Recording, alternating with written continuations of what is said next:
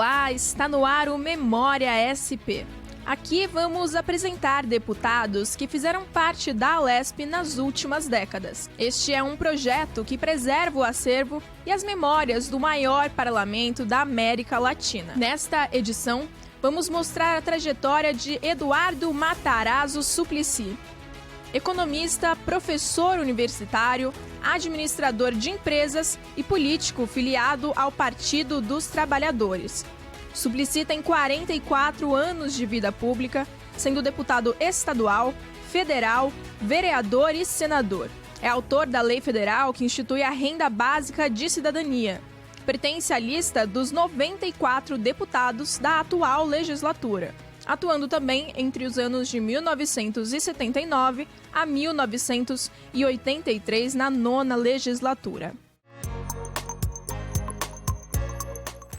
Acabo de completar 84 anos. Nasci em 21 de junho de 1941. O oitavo de 11 filhos de meus pais, Paulo Cochrane Suplicy e Filomena Matarazzo Suplicy. E eu nasci ali onde meus pais moravam, com toda a família. Quando eu já estava tinha completado o segundo ano de administração de empresas, aí surgiu no mês de julho, acho que era 1962, estava completando 21 anos, e surgiu uma oportunidade para participar do Festival da Juventude pela Paz e Amizade em Helsinki, na Finlândia. Eu pedi a meus pais se eu poderia ganhar de presente essa viagem, porque ali depois eu poderia fazer uma viagem pelos países do leste europeu e do oeste e da parte ocidental também. E eu, por 4, 5 meses, depois de visitar a Finlândia, fui aos países atrás da Cortina de Ferro, a Rússia, a Polônia, Hungria, Bulgária, Tchecoslováquia, Iugoslávia. Mas depois visitei também a Itália, a Alemanha, a França e a Suíça. Eu fiz um curso na Suíça sobre relações internacionais e foi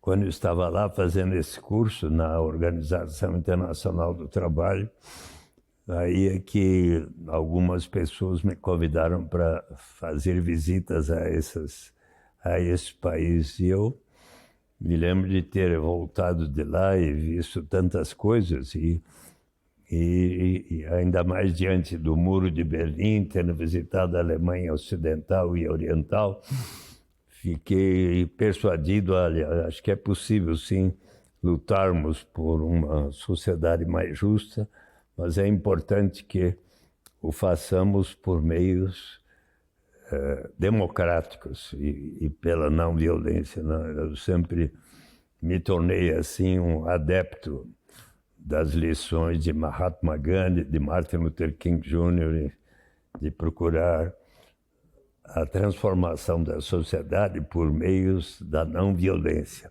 Depois de estudar administração de empresas na Fundação Getúlio Vargas, me formei em 64 e foi o ano que eu me casei com a Marta Suplicy, com quem tive 3 filhos, o Eduardo, o André e o João. O Eduardo e o João são cantores, compositores, o Eduardo é o supra e o André é advogado. E então, eu, assim, depois de ter me formado, né, eu trabalhei no escritório Suplicy de meu pai por 1 ano e pouco, procurando desenvolver um setor de exportação de produtos manufaturados, como alpargatas, fibras e cartonagem, até cheguei a viajar aos Estados Unidos portando tais produtos, mas aconteceu que ao final do ano foi anunciado em fevereiro de 1966 um concurso na própria FGV, onde eu tinha estudado, para ser professor de economia. Eu disse aos meus pais, olha, eu gostaria muito de fazer esse concurso, porque poderia, se eu passar, vou poder fazer o mestrado, doutorado nos Estados Unidos, possivelmente, em economia, e eu quero estudar mais para saber como chegar a soluções, não é? Tanto no período de mestrado como de doutoramento, eu aprendi coisas que depois foram muito úteis para a minha vida parlamentar. Quando chegou o ano 88, o PT lançou Luiz Erundina, que havia sido minha candidata a vice-prefeita em 85. Que tal você ser candidata a vereador para ajudar a campanha de Luiz Erundina? Eu topei. Então, tive mais de 200 mil votos e, por causa disso, indicaram-me para ser presidente da Câmara Municipal, onde lá, eleito presidente, coloquei em prática a norma, a transparência em tempo real é a melhor maneira de prevenir irregularidades. Os episódios que aconteceram levaram a que, em 1990, o PT dissesse a mim, olha, você está muito bem na opinião pública, então seja nosso candidato a senador. Eu aceitei.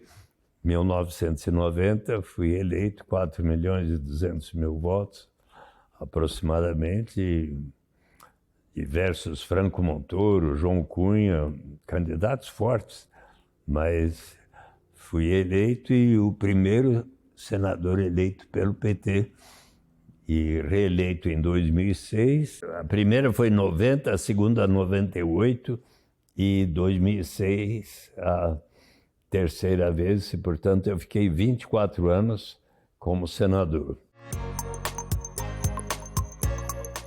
Eu me lembro bem que quando estávamos um dia comendo uma pizza em Moema, éramos 40 amigos e amigas, e aí vieram à minha mesa e disseram, olha, nós estávamos lá conversando na nossa mesa, quem é que pode ser candidato na próxima eleição?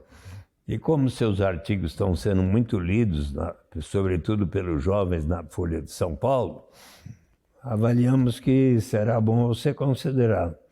E eu, então, fui conversar com Ulisses Guimarães, André Franco Montoro, Plínio de Arruda Sampaio, Chopin Tavares de Lima. Afinal, o que é ser um deputado, um vereador, ou o que seja? E me interessei, me inscrevi no MDB, só tinha Arena e MDB, e a Arena defendia o regime militar, o MDB a democracia, e então,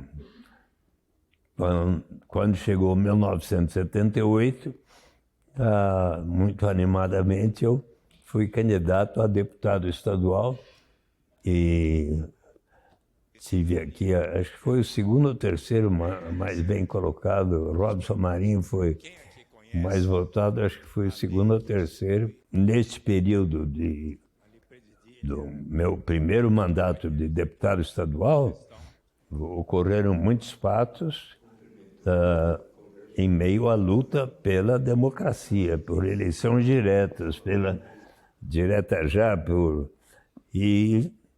e tantas coisas que aconteceram. Eu me lembro de reuniões coordenadas por André Franco Montoro, que é que nós vamos primeiro fazer? A lutar por eleições diretas para prefeito, governador e tal. Eu me lembro de embates fortes, e inclusive eu fui averiguar quais as formas, segundo as quais o governador Paulo Maluf estava conferindo, assim, vantagens muito grandes para os parlamentares votarem no prefeito Reinaldo de Barros. E eu fiz um embate muito forte aqui. Naquele período de 79 a 82, foi um período onde eu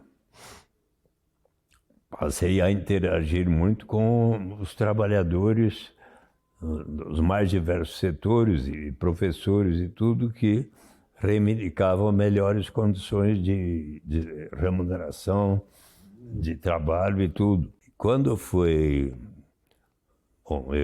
então, eleito em 78, com mandato de 79 a 82, aí o PT indicou-me para ser candidato a deputado federal. E então, em 82, fui eleito deputado federal e aí começou a movimentação pelas diretas já. E eu, como deputado federal, participei muito da campanha do primeiro comício que aconteceu lá na Praça Charles Miller, que era direta já, um movimento enorme, e depois, tendo sido bem sucedido, houve outro comício em 25 de janeiro do ano seguinte na Praça da Sé. Aconteceram inúmeros comícios em Curitiba, Belo Horizonte, Porto Alegre, Rio de Janeiro, e eu participei de diversos desses comícios, onde tinha que era Ulisses Guimarães, André Franco Montoro, Leonel Brizola, o próprio Lula, e tantos participaram dessa campanha da Direta Já. Eu apresentei há cerca de um mês um novo projeto de lei para que no estado de São Paulo se constitua lugares de uso seguros para se tomar qualquer tipo de droga. E a experiência tem demonstrado nos países europeus, no Canadá, nos Estados Unidos, e França, Itália, Suécia, Suíça, que essas casas de uso controlado das drogas, onde as pessoas poderão, quer dizer, ali consumir as drogas, mas sob orientação médica e com a devida assistência e tudo, porque isso tem dado bons resultados. Imagine, o Eduardo Suplicy está querendo que possa se vender, que possa se distribuir drogas, o crack e outras pelas ruas. Não é isso. É que haja um lugar de uso seguro, onde não vai haver a violência policial para arrancar as pessoas do lugar, mas elas vão estar sob a orientação de assistentes sociais, de médicos, de enfermeiras ou médicas que poderão orientar. Eu, pensando muito na questão de como diminuir as desigualdades, erradicar a pobreza, eu, logo que cheguei no Senado, apresentei um projeto de garantia de renda mínima através de um imposto de renda negativo. Era abril de 2001, de 1991. E era o que eu conhecia lá da minha formação nos Estados Unidos, o debate sobre a garantia de uma renda através de um imposto de renda negativo.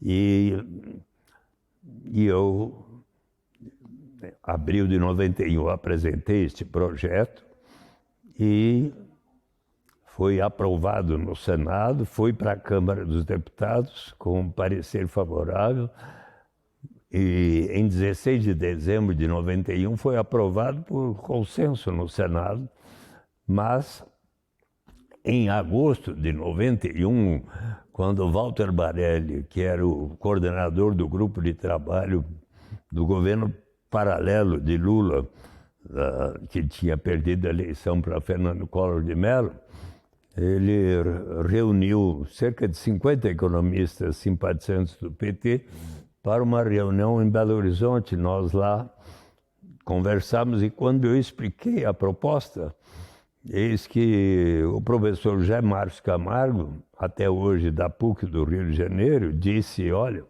será bom a garantia de uma renda, mas será bom relacioná-la às oportunidades de educação, porque no Brasil um dos problemas mais graves é o número tão grande de famílias carentes que, não tendo como dar de comer às suas crianças, resolvem colocá-las para trabalharem desde os 7, 8, 9, 10 anos de idade, quando chegam à idade adulta, não têm a formação suficiente para conseguir um trabalho que lhes dê uma boa remuneração.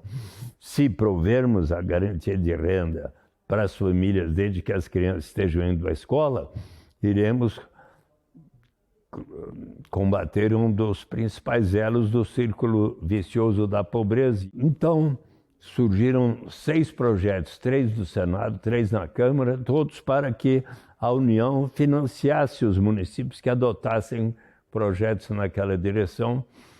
Em 1974, eu conheci Felipe Vampares, que é um dos principais fundadores da Rede Mundial da Renda Básica, que então me convidou, a hora que soube que eu tinha apresentado esse projeto aprovado no Senado, me convidou para o 5º Congresso Internacional da Basic Income Earth Network, em Londres. Eu fui lá e conheci Guy Stanley, Klaus Hoff, Ann Miller e tantos outros que estavam estudando este assunto da renda básica e comecei a interagir com eles. Em 96 veio ao Brasil outra vez Felipe Vampares e eu sugeri que ele, ao presidente Fernando Henrique, que eu recebesse em audiência. Na ocasião, eu acompanhei, Felipe Vampares disse, olha, a garantia de uma renda é uma boa coisa, relacioná-la às oportunidades de educação também vai ser um investimento em capital humano, ainda que o melhor será quando tivermos a renda básica incondicional e universal. Você sabe que na 8ª edição de meu livro Renda de Cidadania, A Saída pela Porta, há um prefácio de 21 páginas correspondendo a 70 minutos de diálogo meu com o presidente Lula, que foi realizado em 21 de junho de 2021, quando eu completei 80 anos. O que eu espero é que mais e mais as pessoas reconheçam as vantagens da renda básica em relação, inclusive, ao programa tão bem-sucedido que é o Bolsa Família. Será que vai ser melhor do que o Bolsa Família? Eu acredito que sim. Que razões há? Primeiro, eliminamos toda e qualquer burocracia envolvida em se ter que saber quanto cada um ganha no mercado formal, na carteira de trabalho assinado ou em qualquer atividade que façamos. Se uma mãe toma conta das crianças da vizinha, recebe um trocado no dia seguinte, não precisa declarar. Eliminamos qualquer estigma, o sentimento de vergonha da pessoa precisar dizer eu só recebo tanto, por isso mereço tanto. Eliminamos o chamado fenômeno da dependência que acontece quando se tem um sistema que diz quem não recebe até certo patamar tem o direito de receber tal quantia, mas a pessoa está por decidir vou ou não realizar essa atividade, mas se essa atividade for algo que vai prejudicar algo na minha vida e tal, eu talvez não entram na armadilha da pobreza ou do desemprego, mas se todos iniciarmos da renda básica em diante, sempre haverá o estímulo ao progresso.